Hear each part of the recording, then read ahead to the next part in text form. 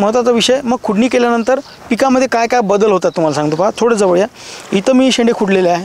समजा आता हा शेंडा खुडला गेलेला आहे. तुम्हाला पहा इथं थोडंसं एक लिक्विड निघताना दिसते, हे लिक्विड निघताना दिसते.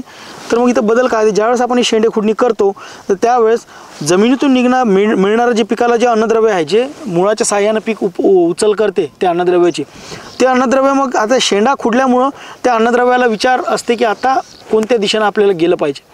मग ते काय करते, या बाजूचे जे फुटवे आहे, जे इथं तुम्ही पाहू शकता, ही ब्रांच आहे, ही ब्रांच आहे, किंवा याच्या व्यतिरिक्त मग इथून एक ब्रांच काढते ते. ठीक आहे.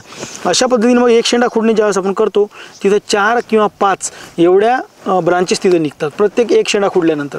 त्यामुळं प्रत्येक शेंडा खुडल्या गेला पाहिजे का, तर नाही, काही आवश्यकता नाही. तुम्ही तुमच्या पिकाचे 60-70 शेंडे जरी कव्हर करू शकले तरीही तुमच्या उत्पादनात तुम्हाला 100% फरक हे जाणवते.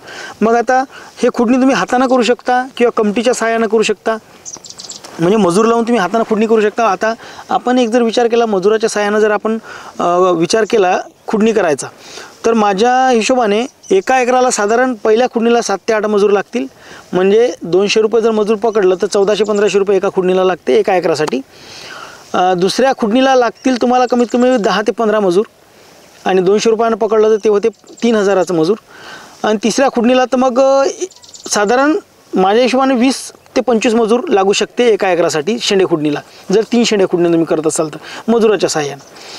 किंवा मग तुम्ही जर कमटीच्या सहाय्याने केलं तर ते सुद्धा तुम्ही करू शकता. एक कमट घ्यायची, म्हणजे बासा जो असतो वेळूची एक जी फांदी निघते किंवा काय म्हणू आपण त्याला, त्याची जी एक वेळू असा उभा फाडल्यानंतर चिरल्यानंतर जी कमटी निघते, त्या कमटीच्या सहाय्यानं असं तुरीच्या शेंड्याला असं मारत तुम्ही चालू शकता.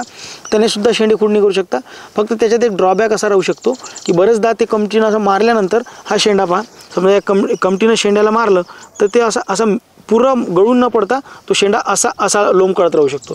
त्याच्यामुळं या पिकाला जास्त दुखापत होते आणि ज्या संवेदना असतात पिकाच्या दुखावल्या जाते आणि झाड मरण्याची शक्यता जास्त असते. ठीक आहे. तर तसं न होता जर मग डायरेक्ट शेंडा उडूनच गेला पाहिजे, झाडावर असा पडून राहिला नाही पाहिजे असं वाटत असेल तर मग तुम्ही मशीनच्या सहाय्यानं खुडणी करू शकता. मग मशीन कुठं घेऊ शकता, बाजारातून कोणतीही मशीन घेतली तर चालते. परंतु जर तुम्हाला मजबूत, टिकाऊ आणि जास्त काळ काम करणारी जर मशीन लागत असेल आणि चांगलं काम झालं पाहिजे असं वाटत असेल आणि जीवाला धोकाही नाही झाला पाहिजे असं वाटत असेल तर ॲग्रीपॉवरची सेफ्टी गार्डवाली मशीन तुम्ही घेऊ शकता. फक्त 1360ला येते. 1360मध्ये मग काय काय येते, एक सेफ्टी गार्ड येते आणि 2 प्रकारचे ब्लेड येतात. एक हा ब्लेड येतो सरळ आणि दुसरा ब्लेड येतो S आकाराचा ब्लेड. आणि केबल 1.25 मीटरचा याला केबल आहे आणि 1 मीटरची म्हणजे 3 फुटाची ही मशीन आहे.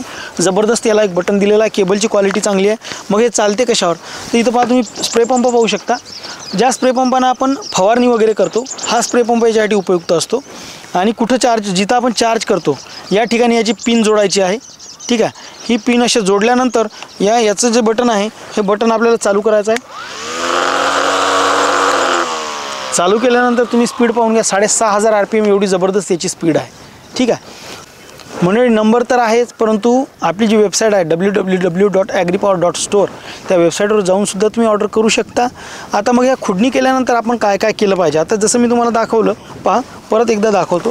समजा आता हा जर आपण शेंडा खुडणी केला समजा, तर हा शेंडा खुडल्यानंतर याच्यातून एक लिक्विड बाहेर पडते. ठीक आहे. मग हे लिक्विड जे असते ह्या लिक्विडवरती हवेतील ज्या चांगल्या किंवा वाईट बुरशी असतात त्यापैकी वाईट आईची संख्या जास्त असल्यामुळे वाईट बुरशी इथं अटॅक करते.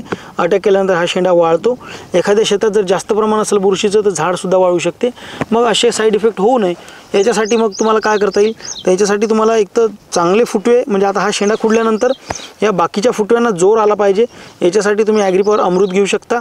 आणि सोबत तुम्हाला घ्यायचं आहे 1261 किंवा युरिया किंवा DAP या 2-3 पैकी कुठलंही एक वरखत. आणि त्याच्यासोबत तुम्हाला घ्यायचं आहे एक बुरशीनाशक. मग बुरशीनाशक कुठलं घेतलं पाहिजे, कुठलंही चालते.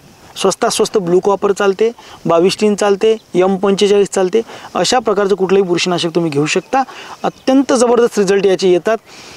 गेल्या 7-8 वर्षापासून आपण ह्या मशीन विकत आहो आणि एवढे सुंदर रिझल्ट शेतकऱ्यांना आहे.